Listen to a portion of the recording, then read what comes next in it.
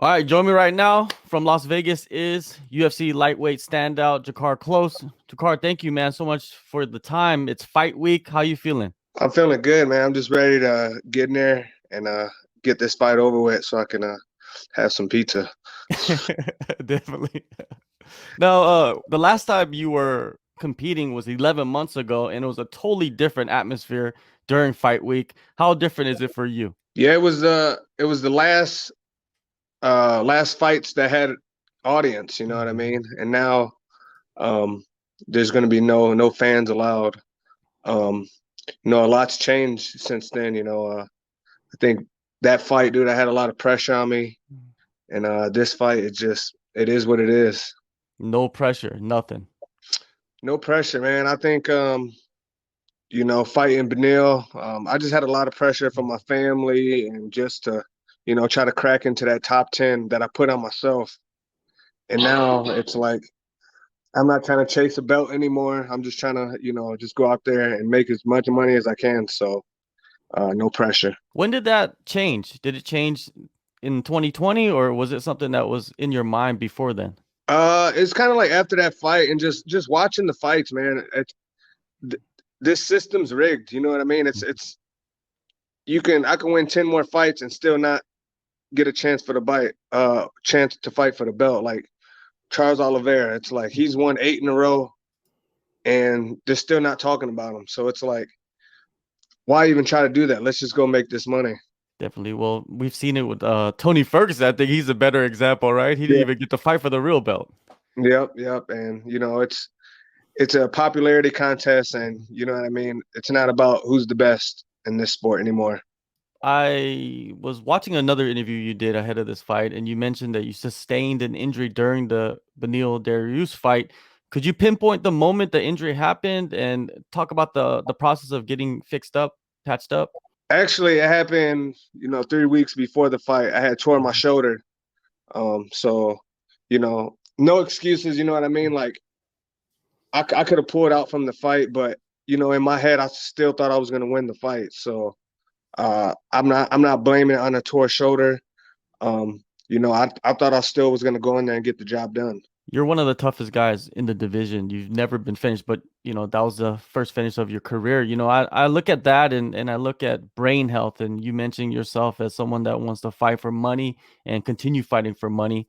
What is the protocol you take to kind of get yourself back in the gym without having too many after effects? Just taking that time off, when your body says rest, rest. You know what I mean?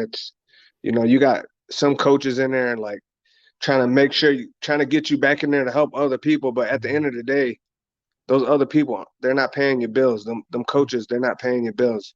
You're paying your bills. You're going in there and putting your health on the line. So you have to listen to yourself. So when you got back into training, most likely it was in the middle of this COVID pandemic where we're actually still in the middle of it, but I'm saying at that moment it was just crazy. What was the training setup for you like at that time? It actually is pretty good because we Zebra Mat, they sponsored my wife. So we have mats at the house.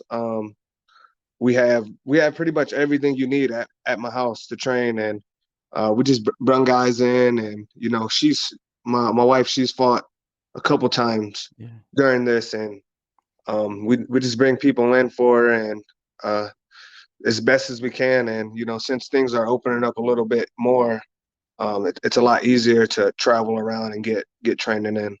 Yeah, definitely a massive benefit for you to have a wife that also fights and then you can Yeah, set yeah, up whatever you want for yeah. fighting and it's all good, right? Yep. Now, has these unusual circumstances in the world changed you at any level? Um, no, not really, man. It just, I try not to live my life in fear. Like if it's my time, it's my time. Um, and that's how I've always lived my life. All right. Now, Luis Pena, he's the guy that's replacing your original opponent, Jai Herbert. When you got the call, were you pissed off? Because I feel like if I'm a fighter and I'm preparing for a certain guy and a couple weeks ahead of the fight, he pulls out. Yeah, I was kind of ticked off, about it, but I guess he ended up getting COVID, and there's really nothing we can do about that. And Yeah. it just sucks because I'm training for orthodox, and then 11 days now I'm fighting southpaw. You know what I mean? It switches it up, but Benil was a southpaw, so and I was training with Benson for so many years, Yeah. so I'm kind of used to training with southpaws, and so. And Pena's also he's 6'3", around there, right? Massive like height. Have you ever fought anybody that tall? Um, I mean, everyone I fight, they're a lot taller than me, so it's all the same to me. Now, when you look at Pena and his body of work in the UFC, what is your assessment? I really don't know much about him. I looked at his record. He hasn't beat anyone with that's spectacular. Skinny. I should be able to, just if I just go in there and execute my game plan, I should get the job done. You're not at Fight Ready anymore. What exactly happened with that situation with them? That situation, the coach I went over there to follow, um, he didn't work out for me. He's all about the money, and I think, uh, when people are always just talking about and trying to get the money, it's like, dude, they're not looking out for your best interests anymore. And I just had to get a whole new group of people, and people that don't care about money. You know what I mean? They love the sport, and that's what I did. I found those guys, and I'm grateful that I did that, because this is probably the best physically I look, and hopefully I can showcase what I've learned, um and just keep growing. Now, I do see that you have been at multiple spots. Can you just break down where exactly you've been working at? Oh, I do my striking over at Golden Air Muay Thai. That's in Mhm. Scottsdale, Arizona. I go to Tim Welch Brazilian Jiu Jitsu. Roll over there. I go to Soul Fighters. Taquinho Mendez owns that. I go over to a spot called Blue Star. Um, so I just travel everywhere and just get good work in. You know what I mean? Because if I'm gonna drive that far, I'm gonna make sure I get that good work in. So So do you basically manage your own camp, or do you have someone that you kind of look as the head coach? kind of, I sat down and just picked out which days I'm gonna go to each one, and Mhm. and just each day, and then uh, I did a lot of my sparring at Sean OMalley's. Mhm. He has his own cage and all that at his house, so I did all my sparring over there. But it's pretty much just me, but all these other guys holding me accountable and making sure I show up. Did you spar with Sean during for this camp? I moved around a little bit with them Mhm. um, towards this last week or so, because since my opponent changed, Sean moved around and Yeah. uh, did a lot of crazy little stuff that Pena might throw. Definitely, definitely. Well, I guess in many ways that works out for you because in this world, there's so many late switches, and like you said earlier, your opponent pulled out because of COVID, something that you cannot control. Does your preparations change? Has it changed throughout the last year to prepare yourself for the late switches? No, just the only thing that's changed is just my mental game. You know what I mean? Mhm. I had to sit back and think, like, uh, I'm not gonna go out there and try to do something just to please the fans. I know how to win, and when I go out of that and try to do something else, that's when I might lose, like Benil. I should have just stuck to my game plan. I knew I was gonna hurt him, and just finished him in the third, instead of just throwing my game plan out the window and just say fuck it and just try to go for the knockout and please everyone, instead of just getting that victory. How much of a factor did that crowd play into that? You just going crazy, attacking like a madman, basically. Yeah. Uh, I seen like Michael Irvin in the crowd, Iron Man. I seen all these people. I'm like, fuck, I'm about to knock his ass out.